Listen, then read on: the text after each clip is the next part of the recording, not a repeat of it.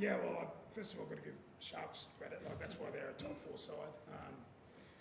They really suffocated us with their defence, and obviously they were very good with their end of sets. I think there might have been maybe 3 or 4 tries there on the back end of their set. So they were really effective with what they did. So it's credit to them, and obviously we're a little bit below where we want to be today. But it's footy sometimes. What do you think changed in the second half? It seemed like you were fighting the fight in the first. Yeah. I just think possession and field position for the whole game. I think they had 56% possession for the game, I think it was, and they had a stack of field position. So they just suffocated us. I think we're out on our feet at the back end of that second half. So as I said, they were far too good for us today. It's the first time we played them this year, so they obviously came across the bridge and played really effective footy against us. Seems a bit of the case, like has been all year, that you have to eliminate that flaw that you guys have over the next couple of weeks. How far you go into final series? You have to eliminate that flaw. Like if you guys are playing at your lowest level, then it's going to be very difficult. Yeah. Well, look, that was obviously our biggest loss of the year. I think it was by 20 points. And prior to that, I think most games have been reasonably close that we've played in. So.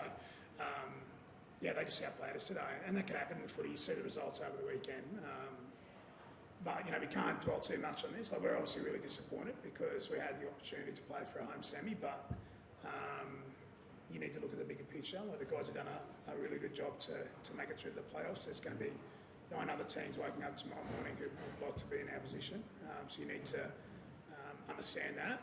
We also need to understand it's a 6-day turnaround, so we need to move and pivot pretty quickly to the next job, and we'll be playing a Bulldogs side that won't be like last week. They'll be far better than that. They've got 3 or 4 players coming back into their team, and we've got a couple as well, and we'll move pretty quickly. What is the chance of Tom playing next week? Yeah, Tom will play. I said it from last week. It's grade 3. We've had Sabi and Tolu play with that same injury, the same turnaround time, so it won't be an issue there. Sabi, I don't think will play. Turbo will come back. If you get the result next week, is Saab likely to be fit enough for weeks to come? Look, I'm still a little bit unsure, I've got to say. It's a high ankle sprain, and so we're still trying to see how it pulls up without getting any surgical intervention. So I'm a little bit less sure on Saab, I've got to say. I know you said that the Bulldogs get a few people back. You probably don't want to be too complacent, but do you take confidence in the result from last week? No, how do we be complacent after that today? We'll wait. But as I said, you've got to realise we've made some real significant gains this year. We've won more games than we did last year. We've made the playoffs. We've done some really good things. But then there's been some times where, whether it's halves of footy or in games of footy, where we haven't quite been at our best, and that's the opportunity we've got. But as I said, we'll wake up tomorrow morning and we'll focus on the Bulldogs, and I'm sure they're focused on us. And that's the opportunity that we've got as a club to go across there. I'd imagine it's going to be pretty close to 40 or 50,000 out there next Saturday, and what an occasion, what a game. We'll turn up and we'll be at our best, and I expect them to be at their best as well. So do you get in a situation like that match when you guys get behind the scoreboard, say early in the second half, you've got a final locked in next week, that point's going to be hard to get back in and have a home run. There's all of a sudden start becoming a thing where maybe subconsciously it's no injuries, no suspensions, get through to next week, if you know what I mean? Oh, nah, not while you're in the moment. Yeah, you're just still trying to claw your way back and get the win. So maybe, as a coach, they got the ability to take people on and off. I think that's probably the only luxury as for the players. We're just out there just trying to scrap and claw and get the win. So not thinking that bigger picture in the moment. How did it feel in the field? Did it just seem like you couldn't get through? They sort of, from what Steve said, they kind of kept turning up, and it seemed like there wasn't a way through that line. I don't think we felt like we couldn't get through. I think defensively letting 40 in was more of the problem than scoring 20. So that's the work on for us, and that probably showed in our attitude today. We just weren't there, and that's disappointing considering what was on the line. But that's the facts of what's happened today. So as Steve said, we've got to process that real quickly. We've got to move on real quickly because we've got a finals game next week. Do you feel like last week when you played the Bulldogs, I know you said it was going back that you found a way that you're very confident in being able to beat them playing that way. Well, they're a really good side, and again, they'd be disappointed with their last two performances. But last week, so we got to focus on getting ourselves right physically, mentally this week, and recover over the next couple of days, and then we'll focus on them. But as I said, we expect Bulldogs to be at their best, and at their best, they've played some excellent footy this year.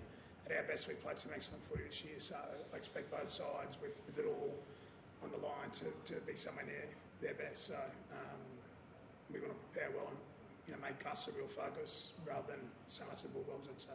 When you do play your best, are you a team that can go deep into the finals? Of course we can. Well, I mean, other than the Sharks, we've beaten every other side in the top 8. So that's the evidence that we have, and we want to continue to sell that evidence to the players. I want them to believe as much as what, and I know they do, as much as what their coaches think. But that's so much in the future. Honestly, it's a real narrow focus on getting our prep right. No big statements from the coach. Get our prep right. Try and turn up and be somewhere near our best. And if we're somewhere near our best, we'll be a chance to perform really well. And and it comes down to moments in games, in big games, because big games aren't perfect. And in actual fact, I think it's the teams that can move on quickest in big games, get an advantage. So no big statements, but the evidence is there. We've beaten everybody but Sharks, and they were far too good for us. Anthony, are you prepared to win a finals game 8-6? That sort of grinding. Do you think the team can do it? Because you might have to win one along the way like that. That sort of happens. I'm just worried about this week. So whatever it takes to try and be at our best against the Bulldogs, that's what we'll do. I think you've seen, is there many games that are 8-6 anymore, or 12-6 or 12-8 in rugby league? They're few and far between. So, 20 points is more than enough to win a game in a big game. So, today Cronulla are far too good. They're right at the very top. From an attacking point of view, maybe even top. So they were too good for us today. But the game's changed. 6 agains and ball in play. It's totally different to back when I was watching as a kid.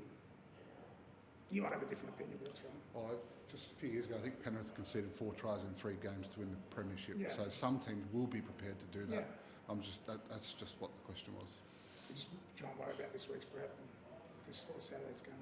Well, good guys. Thanks Thank you. everyone. Thank you.